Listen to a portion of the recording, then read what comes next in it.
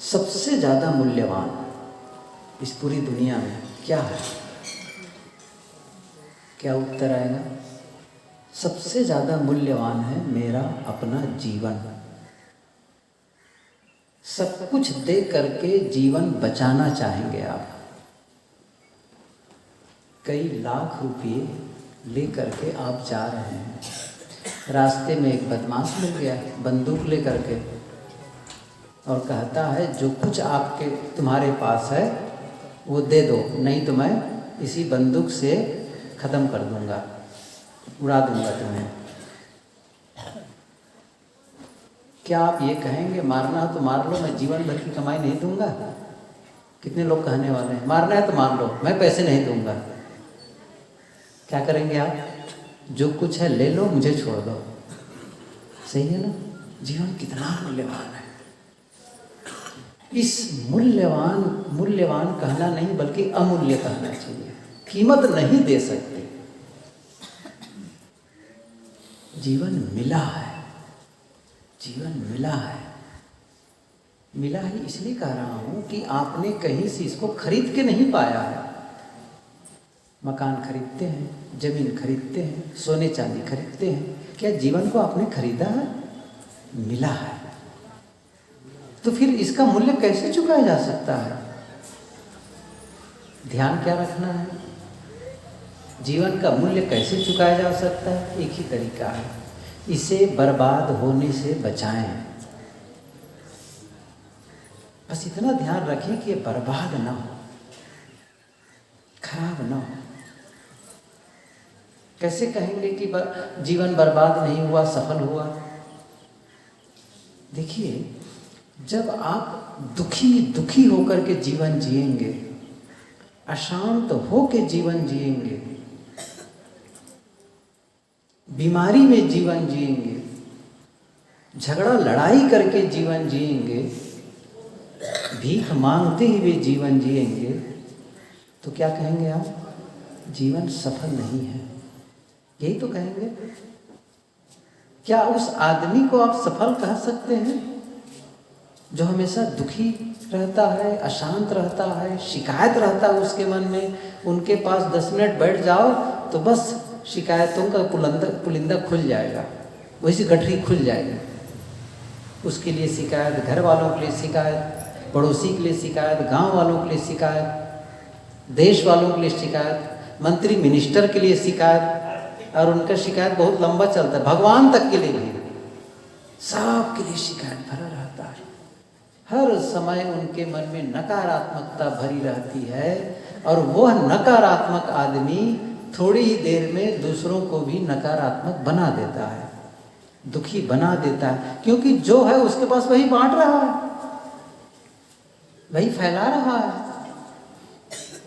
क्या उसे आप कह सकते हैं ये आदमी अच्छा जीवन जिया? नहीं कह सकते हैं। मैं क्या कह रहा था? बर्बाद होने से बचाएं, अर्थात जीवन को सार्थक बनाएं, जीवन को सफल बनाएं, सफल बनाएं। हम कब कहेंगे कि हमारा जीवन सार्थक है, हमारा जीवन सफल है? सफल जीवन आप किसे कहते हैं?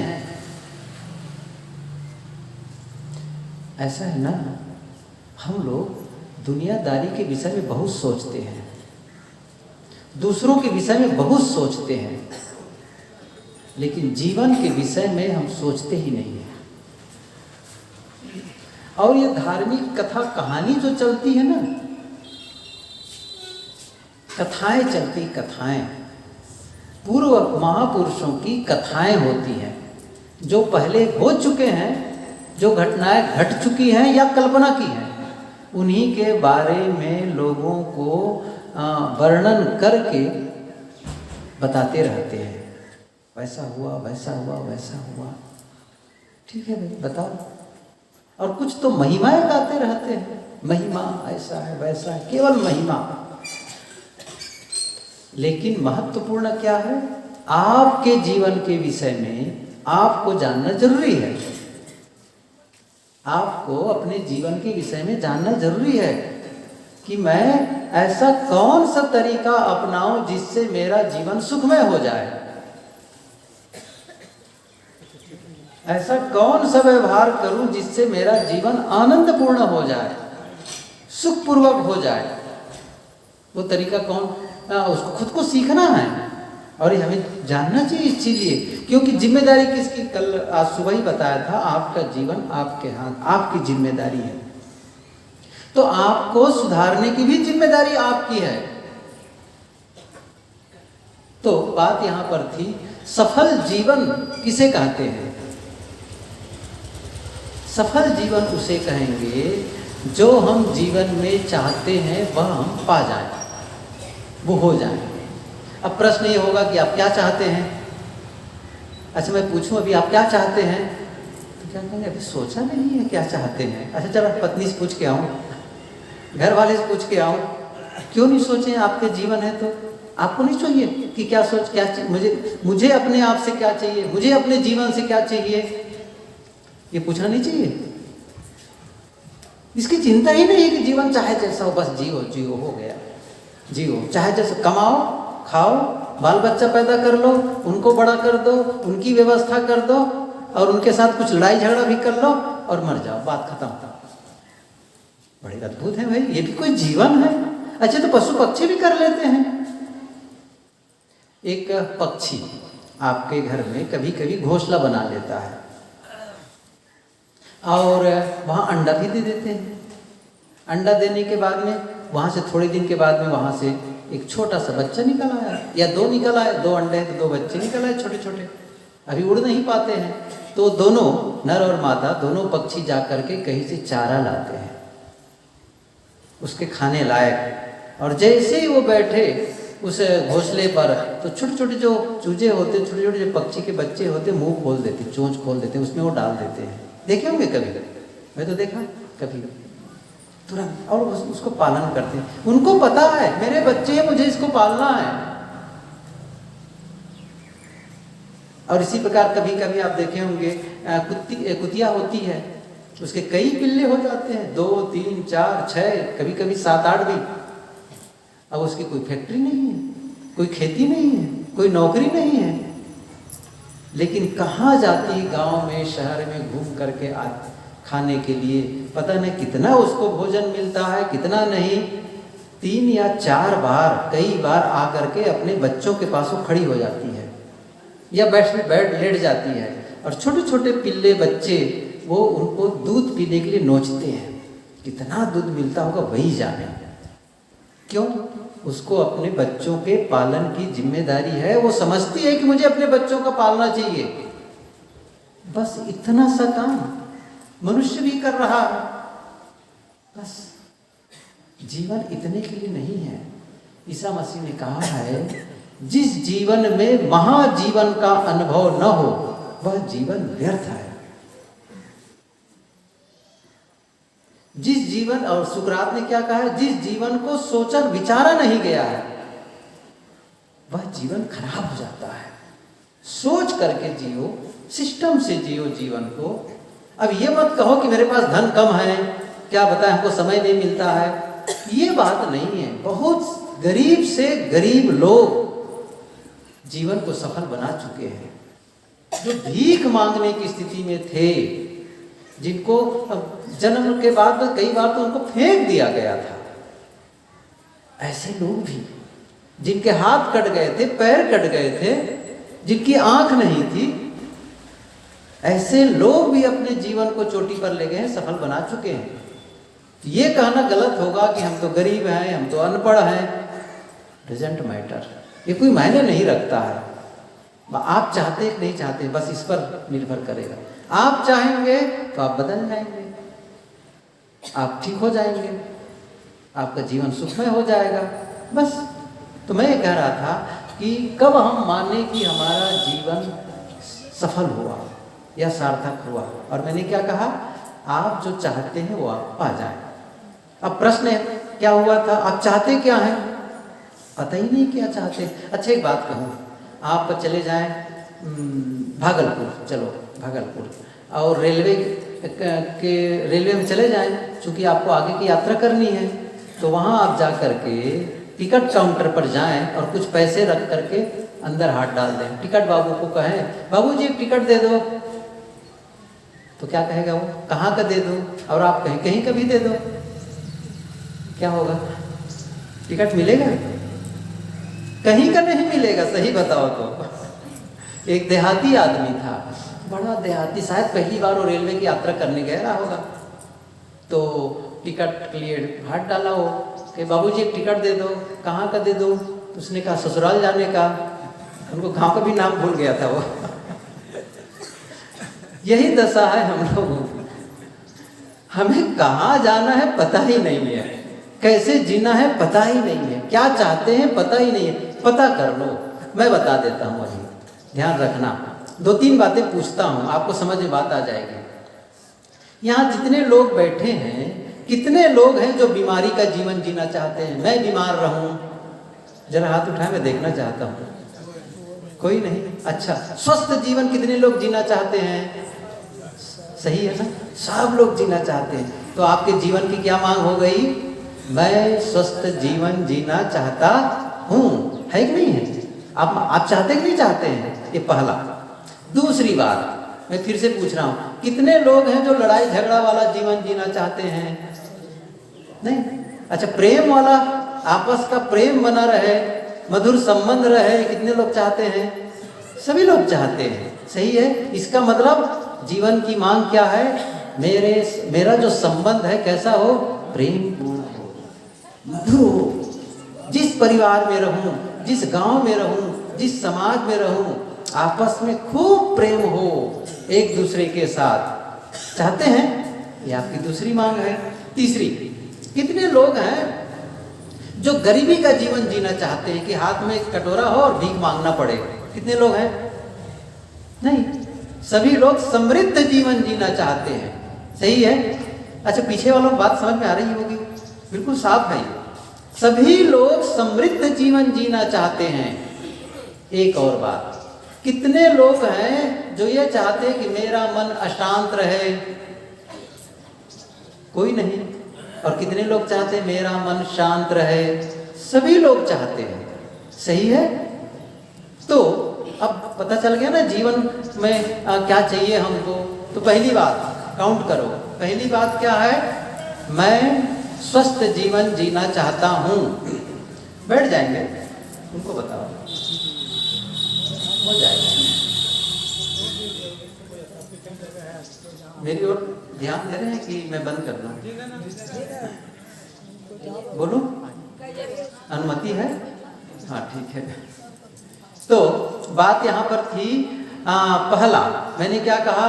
मैं स्वस्थ जीवन जीना चाहता हूँ, मैं प्रेम पूर्ण संबंध चाहता हूँ, मैं समृद्ध जीवन जीना चाहता हूँ, और मैं शांतिमय जीवन जीना चाहता हूँ। और इसके लिए आप प्रयत्न करके ऐसा पा जाएं, ऐसा हो जाएं, तब आप जाने कि मेरा जीवन सफल है। क्या यह संभव है? क्या इसको खरीदना है? स्वास्थ्य को पैसे से खरीद सकते हैं आप? मैं पूछ रहा हूं आपको। देखो, दुकान में जाकर के दवाई खरीदना स्वास्थ्य खरीदना नहीं है, वो दवाई है। स्वास्थ्य आपके भीतर है, उसकी रक्षा करनी है। अच्छा, प्रेम को आप खरीद सकते हैं? दुकान में जाओ, कहो भैया 1 किलो प्रेम दे दो। अच्छा, खेत में पैदा कर सकते हैं, जैसे मक्का पैदा करते हैं वैसा।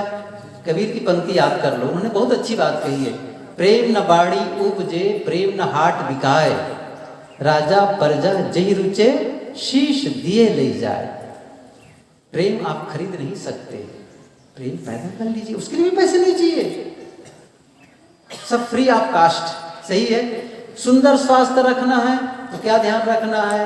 खान पान का ध्यान रखो, गलत चीज ना खाओ, गलत व्यवहार ना करो, बस सुस्त होना चाहिए, वो शुरू हो जाएगा। अब गलत चीज खाए चले जा रहे हो, गलत काम किए चले जा रहे हो, क्या बताएं, बीमारी जहाँ नहीं रही है, जाएगी कैसे? वो तो बढ़िया जगह मिल गई उसको तो बसने के लिए।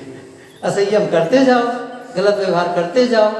अच्छा, बात समझ में नहीं आ रही तो समझने का चेष्टा करो, क्यों है भाई ऐसा? हो सकता है आपको चिकित्सक की जरूरत हो, डॉक्टर की जरूरत हो, पूछ लो, सही ढंग से पूछ लो, बात कर लो और बता दे, फिर उसके अनुसार काम करना शुरू कर दो। एक बार समझ में आए कि ये चीज मुझे नुकसान कर रही, ना करो उसका प्रयोग। अब डॉक्टर करें आपको शुगर है, आप मीठा मत खाओ, अब चुपके चुपके निकाल के खाए चले जा रहे हैं, सोचो क्या होगा। अच्छा, धोखा किसको दे रहे हैं, डॉक्टर को कि घर वालों की, अपने को? हम सभी अपने आप को बहुत धोखा देते हैं, दूसरों को तो बाद में देते हैं। कबीर साहब की बहुत अच्छी पंक्ति है, कबीर आप ठगाइए और न ठगिए कोई, आप ठगा सुख भोग दिए और ठगे दुख, दूसरों को ठगो मत। और दूसरों को ठग भी नहीं सकते, अपने को ठगते हैं। एक माँ थी, तो उनका एक बेटा था, तो बेटे से कहा कि देखो वहाँ किचन में, रसोई घर में बहुत सारे स्टोर में बहुत सारे सामान है, डब्बा है, डब्बा में सब सामान रखा है और एक ही सामान भी कई डब्बे में रखे रहते हैं और डब्बा सब एक प्रकार के हैं और कई बार एक सामान को खोजने के लिए कई डब्बे खोलने पड़ते थे। काम करो तुम, चाक ले लो, लिखने वाला मार्कर ले लो, परमानेंट मार्कर वाला, और क्या काम करो, सामान को खोल के देखो और उसमें नाम लिख दो। जैसे यदि उसमें मिर्चा है तो लिख दो मिर्चा, यदि उसमें धनिया है तो धनिया, जीरा है तो जीरा, गेहूं है तो गेहूं, आटा है तो आटा, ऐसा सब लिखते चले जाओ, चीनी है तो चीनी, तो सबको खोल के देखता और बाहर डब्बा में वो लिखता चला गया। अब शक्कर का नंबर आया, शक्कर की, चीनी का, तो क्या वहां लिख दिया, सब बाहर क्या लिखा था, सब में लिखा था नमक नमक नमक। माँ ने चेक किया, सही लिखा है कि कहीं ऐसा तो नहीं कि सामान दूसरा और कुछ अलग लिख दे। जब चीनी का डब्बा देखती है, कई डिब्बे में चीनी रखे थे, तो उसमें लिखा था नमक नमक। बेटा से कहा, अरे चीनी यहाँ है और तुमने नमक लिख दिया है, क्यों ऐसा किए? तो क्या कहता है छोटा बच्चा, क्या कहता है, माँ चींटियों को धोखा देने के लिए लिखा है, चींटियों को धोखा देने के लिए, क्योंकि नमक लिखा रहेगा तो चींटी जाएगी ही नहीं उसमें। अच्छा बताओ, नमक चींटी को धोखा देना होगा, अपने को धोखा देना हुआ, सही है नहीं है? अब आपको पता है कि ये चीज नुकसान कर रही है और आप अंदर डालने चले जा रहे हैं, फिर क्या बताएं, थोड़ा सा शुगर बढ़ गया, बीपी बढ़ गई है, भाई आप तो चाहते ही है ना। एक उदाहरण दिया। इसी प्रकार से संबंधों के बारे में मैंने कहा, प्रेम पूर्ण संबंध बनाओ। गलती हो गई, घर वाले से गलती हो गई, आपसे गलती हो गई, तो क्या करेंगे बताओ? लड़ाई झगड़ा करेंगे? तरीका ही गलत है। गलती हो गई, अच्छा मैं एक चीज पूछूं आप लोगों से, जब आपकी गलती होती है तो आप चाहते क्या हैं? ये बात सोचो पहले। आपकी गलती होती तो आप चाहते क्या हैं? एक बात चाहते हैं, भले ना बोलो, एक बात चाहते हैं, बताओ, मेरी गलती को लोग माफ कर दें, चाहते हैं? मेरी गलती को लोग क्षमा कर दें, चाहते कि नहीं चाहते हैं? अच्छा, दूसरे की गलती हो तो हमें क्या करना चाहिए? थप्पड़ लगाना चाहिए। ओके, वो भी तो चाह रहे हैं ना कि माफ कर दे कहा करके। तो एक बात ध्यान में रखो, दूसरे की गलती को क्षमा कर दो और अपने से गलती हो जाए तो क्या करो? माफी मांग लो। एक सूत्र याद कर लो। अच्छा, क्या इसमें पैसा लगेगा माफी मांगने में? मैं कैसे माफी मांगूंगा? मैं तो पति हूं, पति परमेश्वर होता है, मैं कैसे कर सकता हूं? मैं बड़ा हूं। इतना अकड़ नहीं दिखाना चाहिए। कहाँ क्या लेकर के जाओगे उसको? कोई फायदा नहीं है। प्रेम महत्वपूर्ण है कि तुम्हारी अकड़बाजी? सोचो तो सही, कह दो गलती हो गई, क्षमा कर दो, सब काम बन जाएगा। अच्छा, बड़े हो गए, मान लो बेटा है और आपसे गलती हो गई है, अब बेटा से कैसे क्षमा मांगे? बेटा से मांग लो क्षमा, पत्नी से मांग लो क्षमा, पिता से मांग लो क्षमा। क्या लगता है उसमें? क्षमा मांग लो और क्षमा करने की उदारता बरतो। मैं एक सूत्र बताऊंगा, जब तक आप दूसरे की गलती को क्षमा नहीं करेंगे तब तक आपकी गलती पर क्षमा मिलने वाली नहीं है। अर्थात किसी की गलती को क्षमा करने का मतलब बीज बोना, सही है?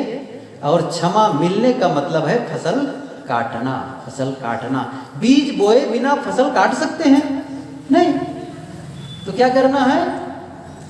क्षमा कर दो, क्षमा मांग लो, कोई ऐसी बात बार बार गलती हो रही तो कभी प्रेम से उनको समझाओ, बताओ कि नहीं देखो ऐसा करने से ये नुकसान होता है, ऐसा करने से ये होता है। बताओ प्रेम से, अकेले में बुला करके समझाओ उनको, समझेंगे वो। लेकिन बार बार उनको टार्चर करोगे, दंडित करोगे, उनको गाली दोगे, मारपीट करोगे, ये तनाव बढ़ाने वाली चीजें हैं। छोटी छोटी बातों में चिल्लाए चले जा रहे हैं। सुबह उठ लो, निर्णय ले लो, सुबह उठ करके निर्णय ले लो। क्या निर्णय ले लो? आज घर वालों से गलती चाहे जो हो, मैं चिल्लाऊंगा नहीं, मैं चिल्लाऊंगी नहीं, मैं डांट फटकार की भाषा नहीं बोलूंगा, या तो शांत रहूंगा, यदि बोलने की जरूरत पड़ ही गई तो प्रेम से बोलूंगा। एक निर्णय ले लो सुबह। और सुबह और दिन में किसी से गलती हो गई तो आप ख्याल करो, मैंने निर्णय लिया है, मैंने संकल्प लिया है, और आप शांत रहे। मतलब जरूरत भी पड़ गई तो बोलने के लिए बड़े धीमे और प्रेम से बोलो। जानते इससे क्या होगा? यदि आपने ये काम कर लिया तो बहुत बड़ी बात हो जाएगी इसको करने के बाद में। आप जब आप रात में बिस्तर पर जाएंगे और आपको लगा कि मैं सफल हो गया, जो निर्णय लिया था उसके अनुसार किया, जानते हो कितने बड़ा लाभ होगा आपको? अंदर से ऐसा लगेगा ना, इतनी बड़ी खुशी होगी ना, जो 2000 का गुलाबी नोट होते थे ना, उसके मिलने से भी बढ़ के, उससे मिलने से भी बढ़ के। क्यों खुशी होगी? क्योंकि उस दिन आपने खुद को जीता है, खुद को जीता है। क्योंकि आप देखेंगे, अनुभव करेंगे, इन्हीं छोटी छोटी गलतियों को लेकर के मैं चिल्लाता था, मैं नाराज होता था, मैं डांटता था और पूरे घर के वातावरण को बिगाड़ डालता था, पूरे घर के वातावरण को आतंकित कर डालता था, प्रदूषित कर डालता था। लेकिन आज वैसी ही गलती पर शांत रहा। एक आपका। दूसरा, आप जानते क्या, जिस कोई गलती होने के बावजूद आपने डांट नहीं लगाई, चिल्लाए नहीं, सामने वाले के मन में होगा देखो तो मेरे से गलती भी हुई फिर भी शांत रहे। अब उनकी भावना आपके प्रति कैसी होगी? समझ रहे हैं? उनकी भावना कैसी होगी? बहुत अच्छी भावना। आपके प्रति उनके मन में भाव बढ़ जाएगा, श्रद्धा बढ़ जाएगी, आदर बढ़ जाएगा, इतनी अच्छी, और अच्छा से अच्छा काम करना चाहेगा। कोई भी जानबूझकर गलती नहीं करता है, अनजाने में करता है। किसी से सामान गिर गया, टूट गया, किसी से बनाते नहीं बना, कुछ वैसा हो गया, कुछ बोलते नहीं बना, ठीक है भैया, अभी समझ नहीं उतनी है, छोड़ो उन बातों को। अब लड़ाई झगड़ा में लग गए। प्रेम यूं ही नहीं आता, प्रेम के लिए आपको खपना पड़ता है, ध्यान देना पड़ता है। आप संकल्प लिए मुझे प्रेम से रहना है घर में, बस वस्तुओं को महत्व मत दो, व्यक्तियों को महत्व दो। 12 बज गए। ये विषय ऐसा है, इसके कम से कम ये बहुत लंबा जाता है। कैसे पति पत्नी आपस में प्रेम से रहें, कैसे बच्चों को सही संस्कार दें, ये बहुत बड़ी बात है। इसको लेकर के बहुत जरूरी है, इन सब चीजों को लेकर के कैसे। अच्छा, एक बात मैंने क्या कहा, मेरी बात ख्याल है? गलती दूसरे की हो गई तो क्षमा कर दो, अपनी गलती हो गई तो क्षमा मांग लो। एक कदम और आगे, एक कदम और आगे। क्या? कभी कभी रिश्तों को बचाने के लिए, प्रेम को बचाने के लिए, देखो प्रेम की रक्षा करो, रिश्ते को बचाओ, विश्वास को बचाओ, और इसकी रक्षा करने के लिए कभी कभी गलती नहीं होने पर भी क्षमा मांग लो। ये बात समझ में आ रही है मेरी? मैंने क्या कहा? कभी कभी आपकी गलती नहीं भी होगी, आपको पता है गलती मेरी नहीं है, इसके बावजूद क्या कह दो, मेरे से गलती हो गई, क्षमा कर दो। जानते क्या होगा इससे? वो सामने वाले को पता चल जाएगा गलती तो मेरी है, और वो आदमी पिघल जाएगा। मैं इसके लिए कहानी कहा करता हूँ। समय तो पूरा हो गया, लेकिन वो कहानी कहूँ पहले। एक साधक था, भगत ही था लेकिन साधक था। कोई ऐसा नहीं कि साधु हो गया था, परिवार वाला था, लेकिन साधना में उनका मन लगता था, साधना भजन किया करता था। एक बार क्या हुआ, वो उसका जो दामाद था उसको कुछ पैसे की ज़रूरत थी, कुछ नया बिजनेस करना चाहता था। तो उसने कहा कि पैसा दे दो मुझे कुछ, आपके पास पैसे हैं। अपने ससुर से उन्होंने पैसा मांगा। तो कहा ठीक है, तो 3 लाख रुपये उनको दे दिए और 3 लाख रुपये लेकर उसका दामाद बिजनेस करने लग गया और बिजनेस बढ़िया चलने लग गया, आमदनी खूब होने लग गई। लेकिन अब ससुर का तो पैसा है, लौटाने का नाम नहीं। साल बीत गए, 2 साल बीत गए, 3 साल बीत गए, पैसा लौटा ही नहीं रहा है। 10 साल बीत गए, 15 साल बीत गए, पैसे नहीं लौटा रहे हैं। अब तो उसका दिमाग कहा देखो, अब जा परिवार वाले आते, कोई रिश्तेदार आते, देखो जी मैंने उनको पैसे दिए, वो पैसा लौटाता नहीं है। कोई मित्र मिलता, उनसे शिकायत करता, उनसे उनकी आलोचना बुराई करता, ऐसा किया वैसा, पैसा लौटाता नहीं, कितना गलत है, ये है वो है। अच्छा, उसके बाद अपना ध्यान में बैठता, अब ध्यान में वही बात आती, अकेले में बैठता वही बात आती। अब उसका साधना चौपट हो गई, बहुत परेशान। गुरु महाराज के पास गए, महाराज मैं क्या बताऊं, मैं बहुत परेशान हूँ, मेरी साधना ही खराब हो रही है। तो क्या हुआ, बताए ऐसी सी बात है, दामाद को पैसा दे दिया, लौटा नहीं रहा है, क्या करूं मैं जब देखता हूँ मन में वही बातें आती है। गुरु जी ने कहा एक काम करो, चले जाओ बाजार, पैसा ले लो, और मिठाई बहुत सारी खरीद लो, फल बहुत सारे खरीद लो, और जा करके अपने दामाद के घर में जा करके दामाद को देना इन सारी चीज़ों को और क्षमा मांग लेना। उसने कहा कमाल है, पैसा तो मैंने दिए हैं ना, और आप कहते मुझे ही क्षमा मांग लो, लौटा हो नहीं रहा है। कहा जी फिर भी जाओ और क्षमा मांग लो। आखिर मैं क्यों जाऊं, मुझे समझ ही नहीं आ रहा है, मेरी क्या गलती है। उसने कहा देखो, दोनों हाथ से ताली बजती है, एक हाथ से नहीं बजती है। कहा आखिर मैं समझ ही नहीं रहा हूं, दोनों हाथ से ताली अच्छा मैंने क्या गलती की है। देखो, गलती उनकी है जो पैसा लेकर नहीं लौटा रहा, लेकिन गलती तुम्हारी क्या है, तुम जगह जगह जा करके उनकी बुराई कर रहे हो, उनकी निंदा कर रहे हो, यही तो तुम्हारी गलती, और इसी के नाते तुम्हारा मन अशांत है। उसकी बात समझ में आई, ठीक है, गया और बहुत सारा फल लिया, बहुत सारी मिठाइयाँ ली, और रात के लगभग 9 बज गए थे, 9 बज गए थे। गाड़ी थी उनके पास, गाड़ी में बैठा और चला गया कार में बैठ करके, और रात में 9 बजे दरवाज़ा खटखटाया। उस समय घर वाले लोग, जब अर्थात उसकी बेटी, उसका दामाद और उसके नाती पोते जो उसके दौहित्र थे, वे क्या कर रहे थे, भोजन के लिए बैठ रहे थे कुर्सी पर, डाइनिंग टेबल था उस पर भोजन के लिए बैठ रहे थे सब। इतने में खट खट खट खट के दरवाजे पर आवाज़ आई, तो उसका जो पोता, वो जो नाती था, वो गया और दरवाज़ा खोला। जानते हैं 15 साल बाद उस घर में जा रहा था वो, 15 साल बाद जैसे ही दरवाज़ा खोला तैसे देखा नाना जी आ गए, सब अवाक रह गए, पिताजी कैसे आ गए, ससुर कैसे आ गए, और वो तो सोचना ही नहीं था। जैसे दरवाजा पूरा धड़धड़ा करके अंदर आ गया, और डाइनिंग टेबल पर जहाँ भोजन परसने वाले थे वहीं पर फल और मिठाइयों को रख कर कहते हैं अपने दामाद से, बेटा मेरे से गलती हो गई, मुझे क्षमा कर दो। इतनी बात सुन करके दामाद रोने लगा, पैर में पड़ा, सीने से लगा लिया, रोता रहा। कुछ देर बीते, कुछ सेकंड बीते, जब वो अलग हुए तो बेटी का नंबर था। 15 साल के बाद पिताजी से मिलना हुआ, वो भी रोने लगी पिताजी के सीने से लग करके। और इसी बीच दामाद चला गया कमरे में, अलमारी से पूरे रुपये निकाले और ला करके कहते हैं पिताजी ये रुपये, ये पैसे रख लीजिए आप। तब उस साधक ने क्या कहा, उस भक्त ने क्या कहा, बेटा इस कौड़ी के लिए आज मैं नहीं आया हूँ, इस कौड़ी के लिए नहीं आया हूँ, और जिसके लिए आया वो मुझे मिल गया, जिसके लिए आया वो मुझे मिल गया। उन्होंने कहा नहीं, ये तो आपको रखना ही पड़ेगा, नहीं रखेंगे तो मैं अंदर से जीवन भर जलता रहूंगा, मेरी शांति के लिए रख लीजिए। पैसे तो रख लिए, लेकिन क्या किया, उस सारे पैसे को उन्हीं बच्चों में फिर बांट दिए। रात करीब 11 बज गए थे, सभी लोग गाड़ी में बैठते हैं, और अब वो भगत अपने घर ले गए। 15 साल के बाद बेटी माँ से मिलने गई, भाभी से मिलने गई, और जो उनका दामाद था अपनी सास से मिलने जा रही है, बच्चों से मिलने जा रहे हैं। 15 साल बाद जब वहाँ पहुँचे तो घर का माहौल कैसा रहा होगा, समझ रहे हैं। मैंने क्या कहा, गलती नहीं होने पर भी क्षमा मांग लो, रिश्ते को बचाओ। किसी ने बहुत सुंदर कहा है, कुछ बेतुके झगड़े कुछ इस तरह खत्म कर दिए मैंने, जहाँ गलती नहीं भी थी वहाँ भी हाथ जोड़ दिए मैंने।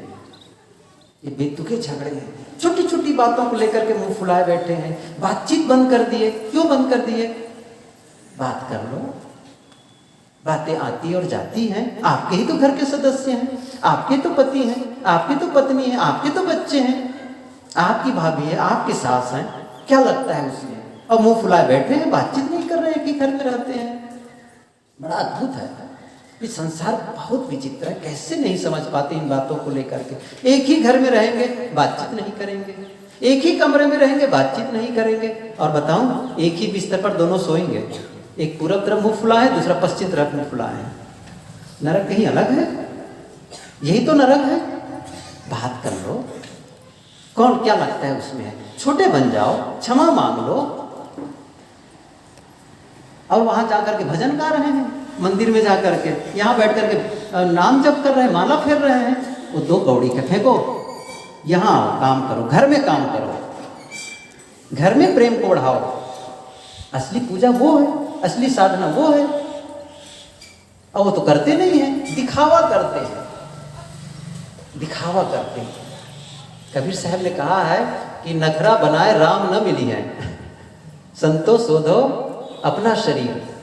ये नखरा बनाने से मैं बाल मुड़ा लिया, सफेद कपड़ा पहन लिया, कोई दाढ़ी रख लिया, कोई चंदन लगा लिया, कोई माला पहन लिया, ये सब नखरा है, ऊपर का नखरा।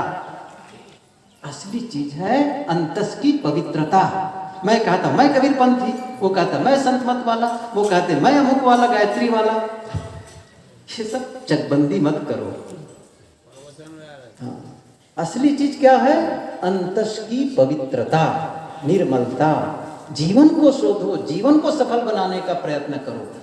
तो बात यहां पर क्या थी?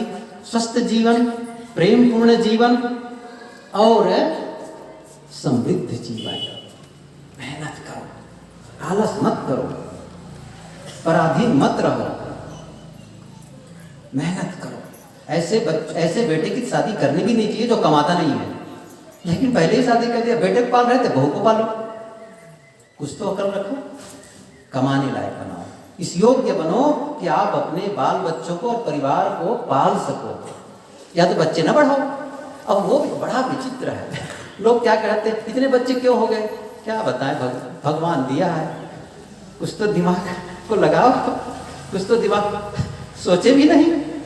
जब हमारी क्षमता नहीं है तो कम बच्चे होने चाहिए। अब बच्चों की संख्या बढ़ाए चले जा रहे हैं, न उसको पढ़ाने का ढंग, न रखने का ढंग, न संस्कार देने का ढंग। सुनने में अटपटा लग रहा है ना, लेकिन सही बात है कि नहीं बताओ? आप कम बच्चे पैदा करो, कोई जरूरी है क्या संख्या बढ़ाना? लेकिन जो हो सही ढंग से पढ़ाओ लिखाओ, सही संस्कार दो, सही व्यवस्था करो, तो मतलब क्या है?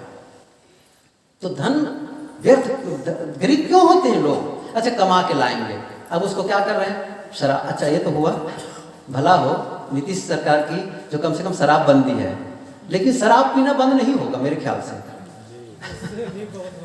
मैं जानता हूं क्यों, गुजरात में बहुत पहले शुरू से बंद है। गुजरात में जहां हम लोग रहते हैं आश्रम, शुरू से बंद है, लेकिन वहां शराब बंदी तो है, लेकिन शराब पीना बंद नहीं है। ये मनुष्य है ना, इसकी खोपड़ी ही उल्टी है। जो अपने जीवन को बर्बाद करना चाहेगा, कानून काम नहीं करेगा उसके लिए, पुलिस काम नहीं करेगी उसके लिए, समाज काम नहीं करेगा। जो बर्बाद करना चाहेगा, लेकिन जो उत्थान करना चाहेगा, न उसे कानून की जरूरत है, न उसे किसी नियम की जरूरत, न किसी पुलिस व्यवस्था की जरूरत है, न किसी दूसरे की। मैं चाहता हूं अपने जीवन को ठीक करना, कोई जरूरी क्या? मुझे नहीं पीना है, बस खत्म मामला। इतनी सी तो बात है। अब उसमें क्या है? अब कहीं दिखाई नहीं खा रहे हैं। गुटखा आजकल तो बहुत सिस्टम मिलता है। एक आदमी कितना गुटखा खा जाता होगा एक दिन में? कितने रुपये का मैं तो नहीं जानता, कितने मिलता है, कितना खाते हैं, जीवन में हमने कभी खाया है। तो वो अब मान लो कोई 50 रुपये भी खाता होगा, 50 रुपये के, तो एक दिन में 50 रुपये खा लेता है। एक महीने में कितना हो गया? कल्पना कर लो, सोच लो, 1 साल में कितना हो जाएगा, 10 साल में कितना हो जाएगा? अरे कुछ पैसे बच जाएंगे, बच्चों के लिए कपड़े ले लोगे, पढ़ने लिखने की पुस्तक खरीदोगे, और कुछ ठंडी के मौसम में कुछ अच्छे कपड़े खरीदोगे। बचाओ तो सही, कमाते भी हो, खर्च भी गलत कर रहे हो, दिखावा भी खर्च कर रहे हो। नहीं तो तो धन यूं ही थोड़ी बढ़ जाता है, बचाना पड़ता है, कमाना पड़ता है, मेहनत करो, आलसी बन करके मत रहो और समृद्धि का जीवन जियो। अब ये भी सच है कि आपको बहुत कोई जरूरी नहीं बड़ा भवन बन जाए, लेकिन जो हो साफ सुथरा हो। जितना छोटा है कोई बात नहीं, साफ सुथरा रहे। कपड़े बहुत महंगे हो कोई जरूरी नहीं, जो हो साफ हो। घर को साफ रखो, कपड़े को साफ रखो, शरीर को साफ रखो, बाल बच्चों को साफ सुथरा रखो, बर्तन को साफ सुथरा रखो। गए घर में देखे बर्तन अटपट पड़ा है, चूल्हा चौकी देखो वहां धुआं, वहां बर्तन उल्टा है, वहां मक्खी भिनक रही है। अब इसमें भी पढ़ाई लिखाई, इसमें भी क्या करेगा धन? आपका घर है, आपका किचन है, साफ सुथरा बर्तन होना चाहिए, कपड़े साफ सुथरे होने चाहिए। रखो कायदे से, उसी को रखना है तो बिस्तर आपके साफ सुथरे हो। इसमें कौन सा आपको अकल की वो बहुत बड़ी बात हो जाएगी? इतना सरल जीवन नहीं जी पाएंगे और धार्मिक बनेंगे तो धार्मिक क्या करेगा? मैं बुरा नहीं मान रहा हूं, बुरा नहीं कह रहा हूं कि आप किसी समाज में किसी पंथ में जाके दीक्षा लेते जाइए, लेकिन वो फायदा तब करेगा जब आप अपने जीवन में अच्छा कुछ करेंगे, जीवन को बदलने का प्रयास करेंगे तो वो भी फायदा करेगा। ऐसा नहीं कि सत्संग गलत है, सदग्रंथ गलत है, स्थिति वंदना गलत है, लेकिन वो फायदा ही नहीं करेगा, फायदा ही नहीं करेगा। वो फायदा तब कर जाएगा जब आप अपने लिए पहल करना शुरू कर देंगे। तो कितनी बातें हो गई? स्वस्थ जीवन, प्रेम पूर्ण जीवन और समृद्ध जीवन। अंतिम है शांतिमय जीवन। मेरा मन शांत हो, और उसी के लिए ध्यान शिविर लगाए थे, उसी के लिए शोधना है था यहाँ पर में मन प्रसन्न रखो। और ऐसा जब कर लेते हैं तो आप खुद महसूस करेंगे सचमुच बहुत अच्छा जीवन जी रहा हूँ, मैं सफल हूँ, मैं आनंदित हूँ, किसी के प्रति द्वेष नहीं, किसी के लिए बदले का भाव नहीं, किसी के लिए मन में शिकायत नहीं, किसी के लिए राग और मोह नहीं। जब अकेले बैठे मन प्रसन्न आनंद से भरा हो, ऐसा जीवन के लिए प्रयास करें। तो ये कोई असंभव नहीं है, बड़ा सरल, आप कर सकते हैं। इसके लिए मैं क्या क्या कहा? स्वास्थ्य, पैसे नहीं लगना है, प्रेम के लिए पैसे नहीं लगना है, कमाओ धन पाओ, उसके लिए परिश्रम करो, मन की शांति के लिए पैसे नहीं लगना है, पैसे नहीं लगना है, भोजन के लिए पैसे चाहिए, कपड़े के लिए पैसे चाहिए, घर मकान के लिए पैसे चाहिए, बात सही है, लेकिन आप कमाओ उसके लिए, दूसरे के भरोसे न रहो, परिश्रम करो। कबीर साहब भी कहे कबीर कुछ उद्यम कीजिए, आप खाए औरों को दीजिए। उनकी पंक्ति तो पता नहीं है कि नहीं, उनके नाम से प्रसिद्धि है। मेहनत करो, उद्यम करो। कबीर साहब हम स्वयं परिश्रमी थे। एक बार की बात बताऊं, हम और रामेश्वर कहीं जा रहे थे, लखनऊ है कि रायपुर है पता नहीं है, तो ऐसी चर्चा होने लग गई। अच्छे बताओ रामेश्वर, हम लोग क्या कहते हैं, और कोई बैठा रहा कि मान लो सरकार की तरफ से नियम लग जाए कि जितने साधु है बिना काम करे भोजन मिलेगा ही नहीं, सबको प्रतिबंध लगा दिया जाएगा, ये कपड़ा हटाओ और काम करो तब भोजन मिलेगा, और जो उनको भोजन देगा उसको दंडित किया जाएगा। तब क्या करेंगे? तो कहा कोई बात नहीं साहब, मेहनत करेंगे। मैंने कहा आप समोसा और जलेबी बनाना, मैं काउंटर पर खड़े होकर बेचा करूंगा। ये बात विनोद की है, लेकिन मुझे अभी भी विश्वास लगता है, सच कह रहा हूं, हम कुछ करके अपना जीवन गुजर कर सकते हैं। हम भीख मांगने नहीं जाएंगे, लेकिन चूंकि हम लोग का सिस्टम बदल गया है, कबीर साहब की परंपरा में भीख मांगना नहीं है, मेहनत करो। अब इतना समय नहीं मिलता है कि हम लोगों को काम करने की जरूरत पड़े, इतना आप लोग दे देते हैं, इतने कपड़े दे देते हैं, इतने पैसे दे देते हैं, आने जाने किराया भी हो जाता है, दवाई दर्पण भी हो जाता है, और भी पैसा बचता है, आश्रम को देते हैं, कोई और जरूरत है उसको दे देते हैं, कमी किसी प्रकार की नहीं रहती है। अवसर भी नहीं मिलता है कि हम जाकर कोई धंधा पानी करें, धंधा तो कर ही रहे हैं। आ रहे बुला रहे, समय नहीं मिलता है। लोग कहते हैं सब यहाँ आओ वहाँ आओ, टाइम ही नहीं मिलता है इतनी जगह से। अभी थोड़ा हद बताता हूँ, मैंने कहा भैया मैं पूरे मई तक के बिल्कुल इंगेज हूँ। अब फिर भी कहे जून पे ध्यान शिविर खत्म हो जाएगा सूरत का, कहे उसके बाद ठीक मैं आश्रम में रहूँगा।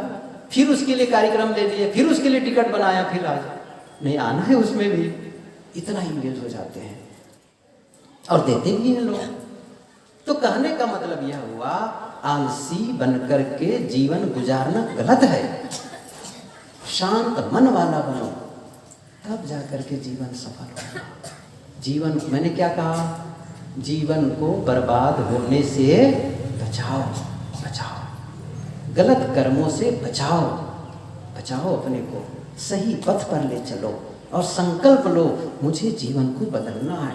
शब्दों में बदलाव लाओ, बोलने के तरीकों को बदल दो, सोचने के तरीके को बदल दो, करने के तरीके को बदल दो, बस देखो जीवन बढ़िया बन जाएगा और आप सुखी होंगे, आसपास के लोग भी सुखी हो जाएंगे आपसे।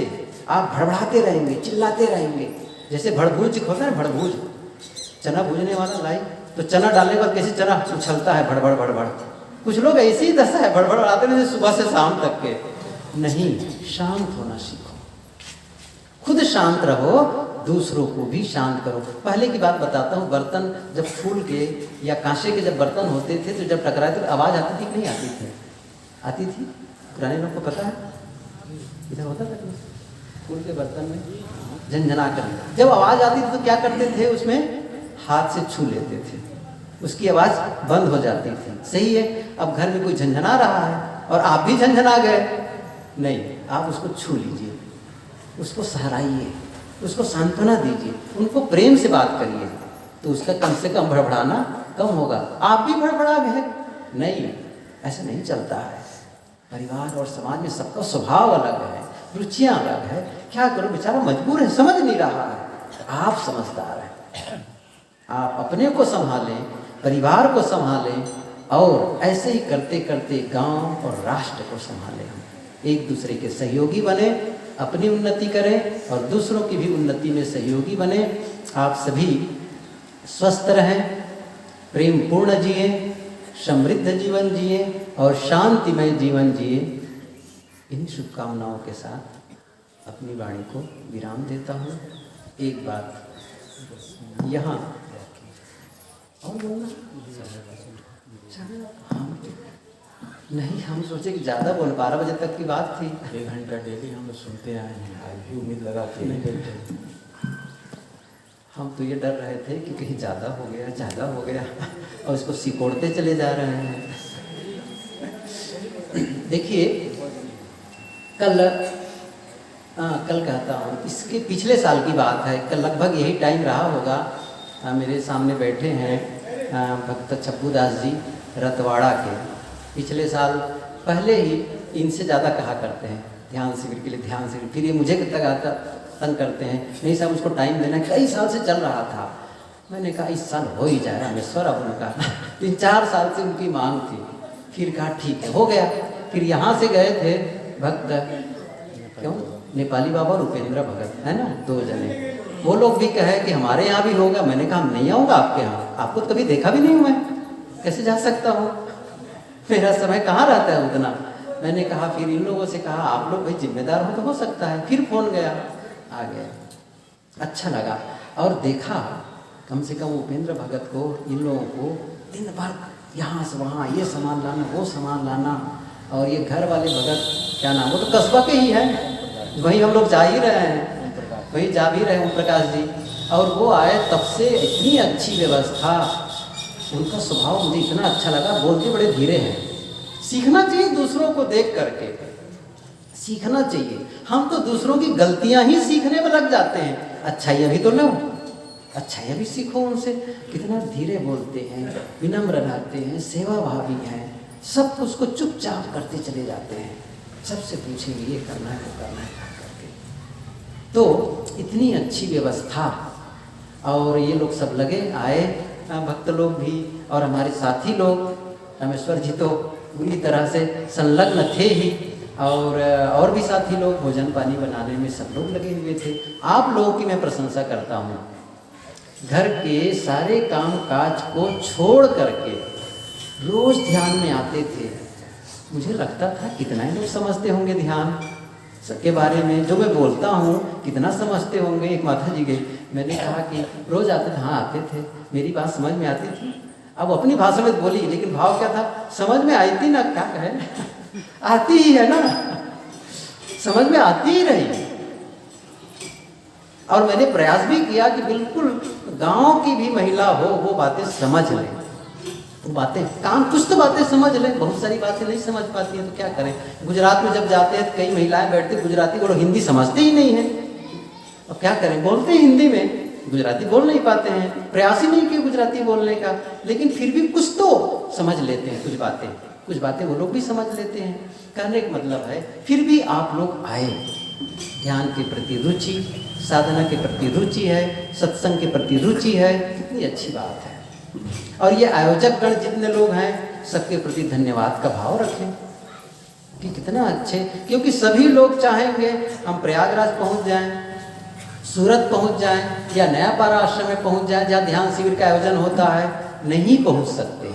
अच्छा, कहेंगे भी तो वहाँ अलाउ भी नहीं होगा सबको, इतने लोग आ रहे हैं साहब, हम लोग 150 लोग, तो पहली बात तो वहाँ के व्यवस्थापक पहले उनका अस्पताल में जाकर चेक कराना पड़ेगा 8 फेल हो जाएगा, 150 लोग आ रहे हैं, अरे भाई गड़बड़ हो जाएगा, रहने की जगह नहीं मिलेगी, तो क्या होगा, वो अलाउ ही नहीं होगा। लेकिन यहाँ आ जाने के बाद में सबको अलाउ, बार बार करें आओ आओ आओ, और आए, साधना किए।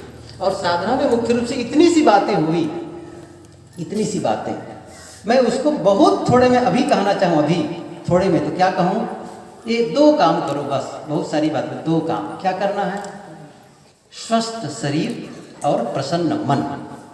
देखो ऐसा कुछ जीवन जियो जिससे स्वस्थ शरीर हो जाए, ऐसा कुछ करो जिससे मन प्रसन्न हो जाए, प्रसन्न हो जाए। बस जब अंत अवस्था आए तो आपके मन की दशा कैसी होनी चाहिए, थोड़ी सी बातें फिर से वापस आए।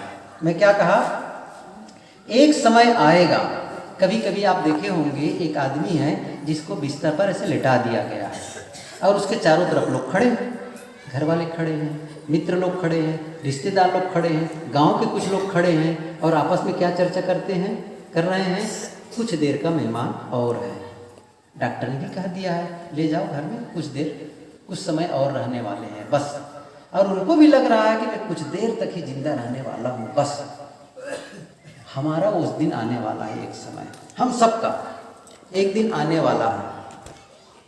उस समय जब लोग खड़े होकर के चर्चा करते रहें कि कुछ देर का मेहमान और है, उस समय मेरे मन की दशा कैसी होनी चाहिए, कल्पना करो। पता हो गया ना, जाना है, दुनिया छोड़कर जाना है, और क्या ये घर मकान परिवार संपत्ति सब छोड़कर जाना है, बस जा ही रहा हूं, बस उस समय मन की दशा कैसी होनी चाहिए, कैसी होनी चाहिए?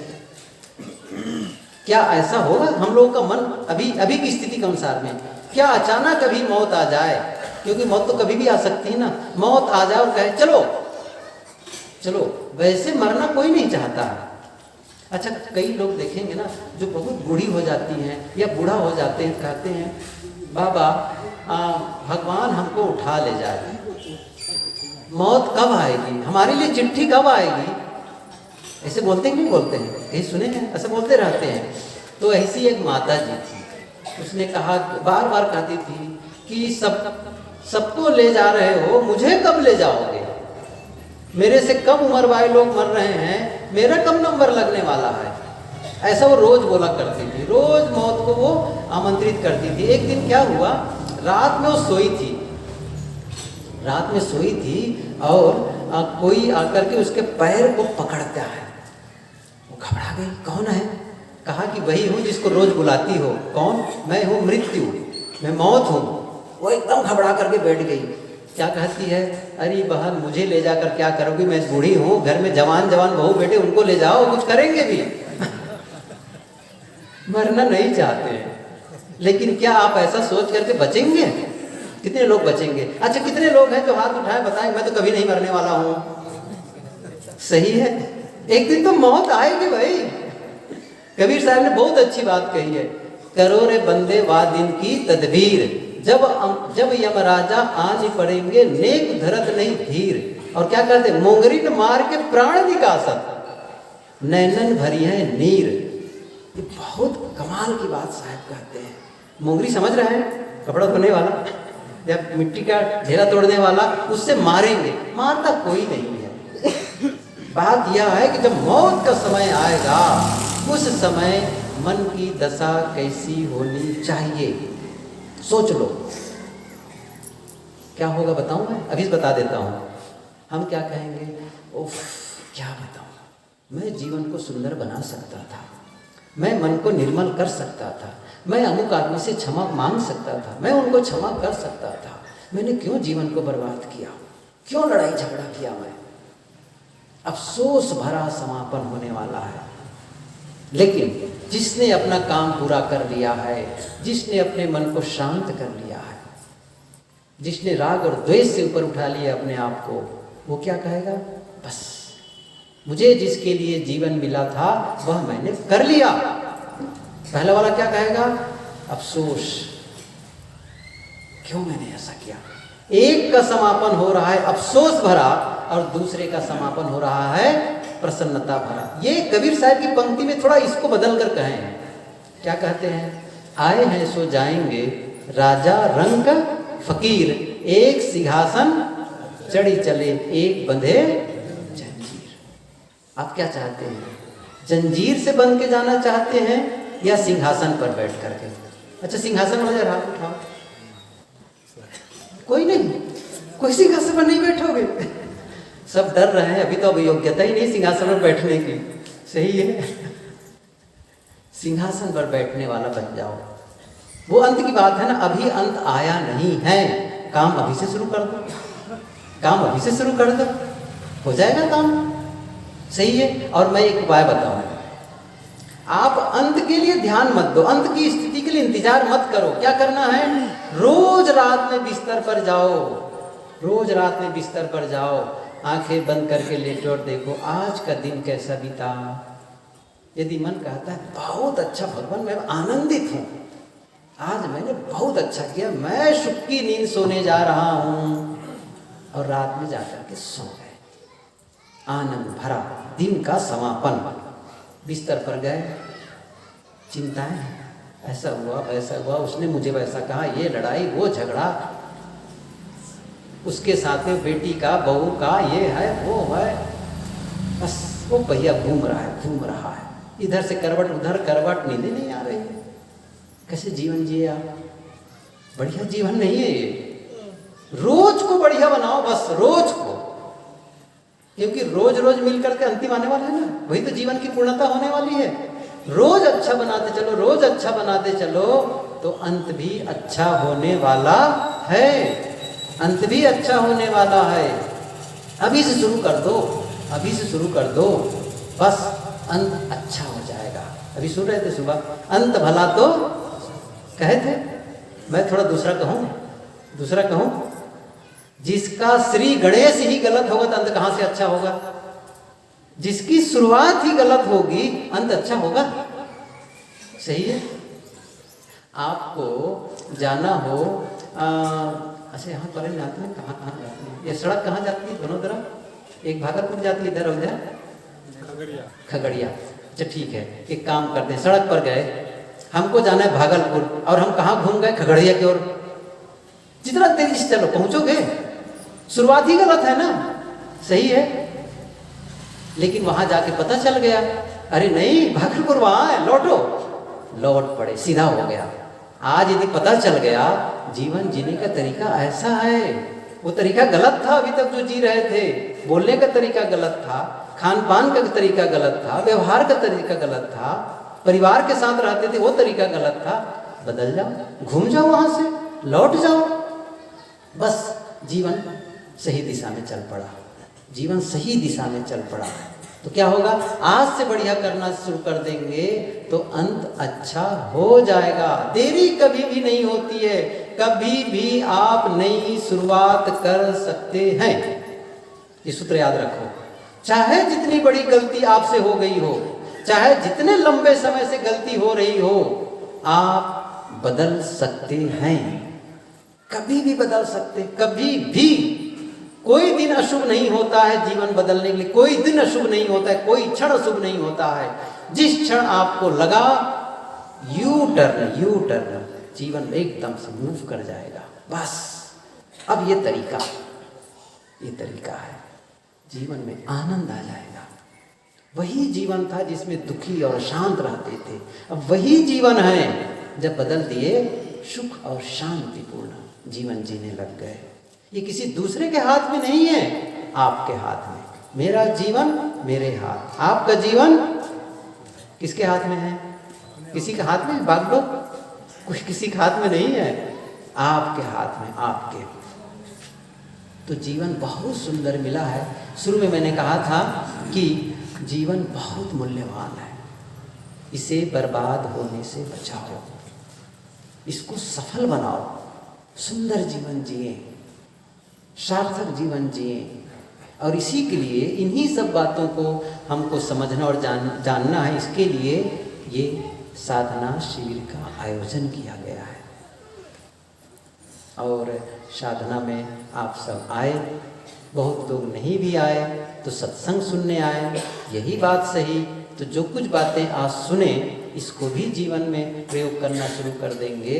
और अगली बार कभी कहीं ध्यान शिविर के बारे में सुने, वहाँ पहुँचे, छोड़ दीजिए, कहीं मत हो ध्यान शिविर। आपके घर तो है ना, रोज थोड़ा बैठ लो। अच्छा, समय नहीं मिलता, जैसे बिस्तर नींद खुली सुबह, थोड़ा बैठ लिए, आंखें बंद कर लिए, बस बंद कर लिए। और इसी के बारे में सोच, एक भाव जगाने लग जाएं, क्या? सबके प्रति धन्यवाद, आज जिंदा हुए, वाह, धन्यवाद धन्यवाद। अच्छा, आसपास के लोग के घर वाले भी जिंदा हैं, धन्यवाद धन्यवाद। सांस चल रही, कमती बड़ी, कितनी बड़ी बात है। मैं आंख से देख पा रहा हूँ, धन्यवाद। कान से सुन पा रहा हूँ, धन्यवाद। मुझे पीने के लिए पानी मिल रहा है, धन्यवाद है। मैं चल पा रहा हूँ, मुझे भोजन मिल रहा है, मुझे पहनने कपड़े मिले हैं, मुझे चलने की सड़क मिली है। हमारा मन शिकायत से भरा रहता है। धन्यवाद का भाव जगाओ, आभार व्यक्त करो। जो मिला है, रोज सूर्य की रोशनी मिलती है, धन्यवाद, आभार। रोज हवा हमको मिल रही है, रोज प्राणप्रद हवा मिली, फ्री में, कोई पैसा नहीं।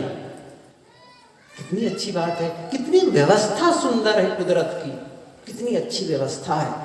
कभी भी दिल से धन्यवाद का भाव नहीं जगता है, शिकायत भरा रहता है मन में। शिकायत सारे खत्म हो जाएंगे, धन्यवाद का भाव भरो, ग्रेटिट्यूड कहते हैं इसको, कृतज्ञता, आभार सबके प्रति।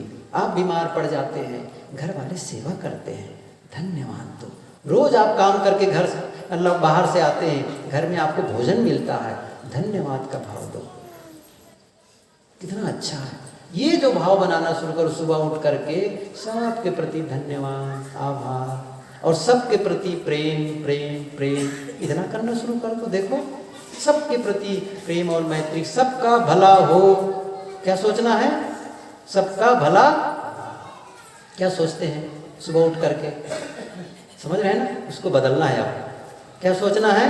सबका भला हो, सबका हित हो, सब समृद्ध हो। सर्वे भवन्ति सुखिना, सर्वे सन्तु निरामया, सर्वे भद्राणि पश्यन्तु, माँ कश्चित् दुख भाग भवे। बस, बोलिए सद्गुरु देव की जय। हमारा ये